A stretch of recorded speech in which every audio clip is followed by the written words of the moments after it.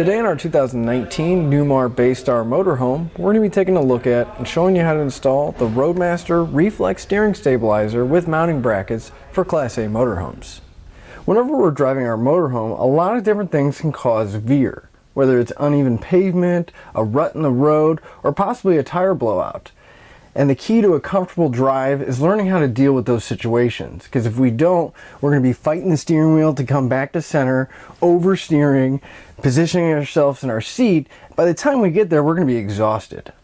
Having a motorhome can be a really nice thing. We can travel around the country, seeing a lot of places we haven't seen, or go camping, or whatever we want to. But one thing that people don't talk a lot about when they talk about motorhomes is how uncomfortable the drive can be. Because let's face it, we have a lot of area for wind to catch and to start pushing us around. So whether we're going down the highway and we have a crosswind that pushes us, or if we're at the campsite and we just start hitting some uneven pavement, it can get a little unnerving. So before we put any of our suspension components on, let's take our motorhome for a test drive and see how it handles. Now, as I'm driving through our course, when I went over the bump course, there was a lot of swaying going on. As soon as I went over one speed bump, it really wanted to rock back and forth. And now as I come up to the slalom course, you can really feel that swaying going on. It doesn't want to react quite as quickly as it should.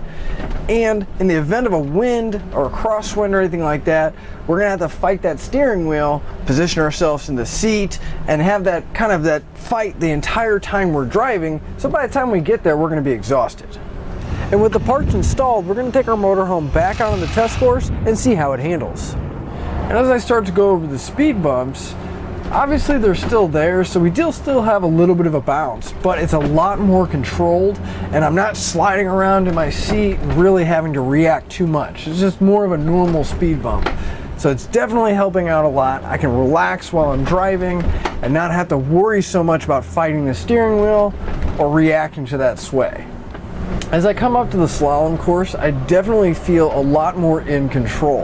Every time I turn the wheel, it naturally wants to come back to center, which is really helping out with the winds that we have today. But our Roadmaster steering stabilizer is going to diminish all those feelings and help keep our motorhome tracking straight. The way it's going to do that, it's going to have this spring that right now it's in a neutral position because our tires are pointing forward.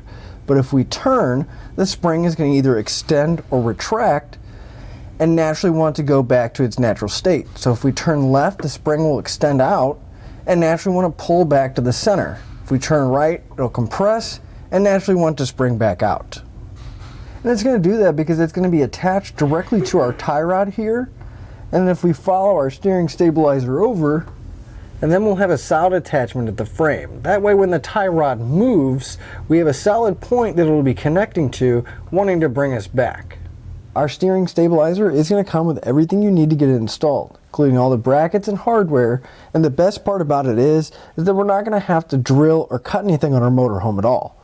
It's a pretty straightforward installation, so let's go ahead and put it on together. To start our installation, we're going to come to the passenger side. Now this is the front axle here. We're just on the back side of it where our U-bolts are. Now you'll notice that we already sprayed down our U-bolts with some penetrating oil because we're going to need to remove the two nuts that are on the back side of the axle. We have an 1 1/8" socket, and we'll pull the two nuts off.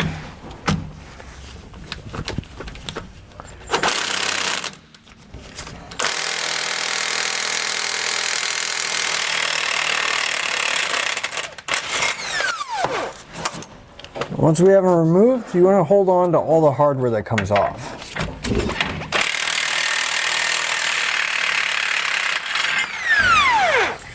I'm going to grab our bracket now. Now this is going to have 3 different holes. We'll have a small circular hole, a larger one, and then an oval hole towards the end. The larger hole and the oval hole are going to line up with our U-bolts. So we'll just lift it up, sliding our U-bolts down into place. Just want to make sure that that circular hole is pointing towards the back of the motorhome. Then we can take the hardware that we took off. We're just going to loosely install it, put our flat washer and the nuts back in place. Now right now we just want to get a couple threads on there just so the plate will hold itself up. and then we can get the rest of the hardware back on and tightened up. Then we can come back with that same socket, and we're going to tighten up our hardware so that plate's nice and snug.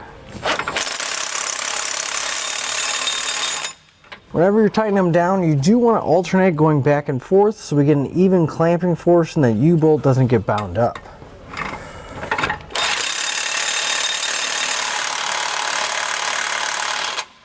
I'm going to come back with a torque wrench. I'm going to torque the U-bolt nuts down to the manufacturer's specification.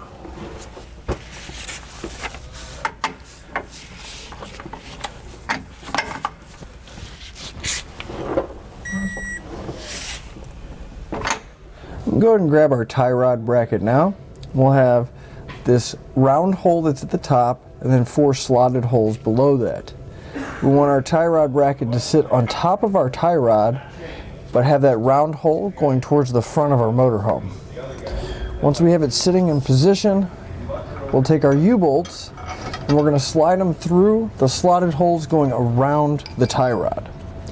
And once you have them through, we'll take a flat washer, slide it over the stud, and then secure it with a nylon lock nut. We'll do that for all the studs on our U-bolts. With this one in, we'll put the other U-bolt in place as well. So you can see there's quite a bit of a gap here between our U-bolts and our tie rod.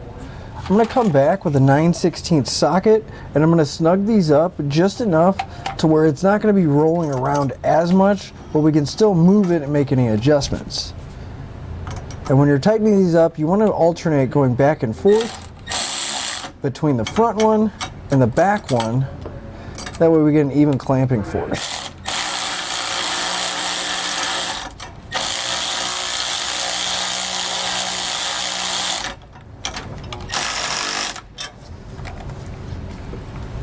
Now that it's snug, I'm just going to loosen it up a little bit so I have a little bit of movement in there.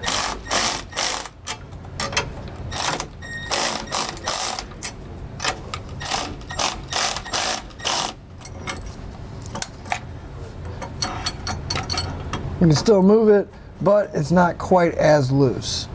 So we're going to grab our steering stabilizer. Now before we put it in place, it's very important that we look at the bottom of the spring here. You see there's that little notch and the spring is actually pushed away. We need to rotate it until it's butted up all the way against that notch. So we'll come to our frame bracket where we have that one last hole going through the corner here. We're going to take one of our 1/2-inch bolts. We'll feed it through from the bottom, going up. We're going to take a 1/2-inch flat washer, slide it over our bolt. Then we'll take our steering stabilizer.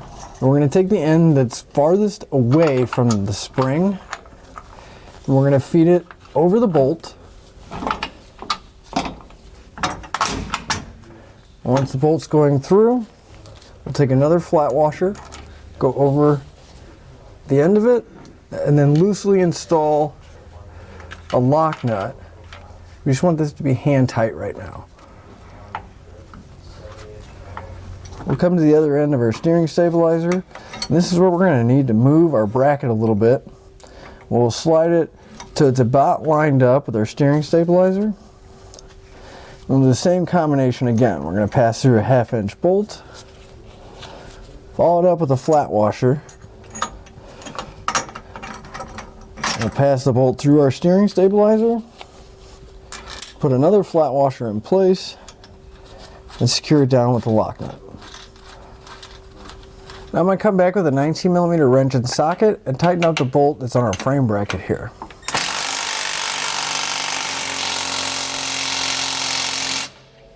Then we can tighten up the bolt on our tie rod bracket.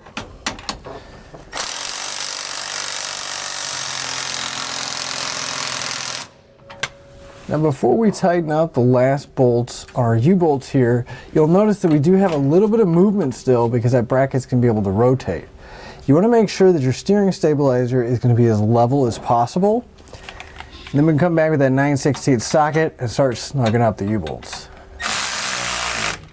Again, just remember you want to alternate going back and forth between the two.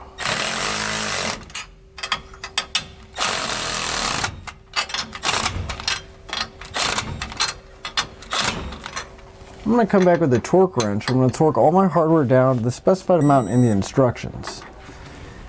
You're going to go back and double check your hardware and repeat that for any ones that you have remaining.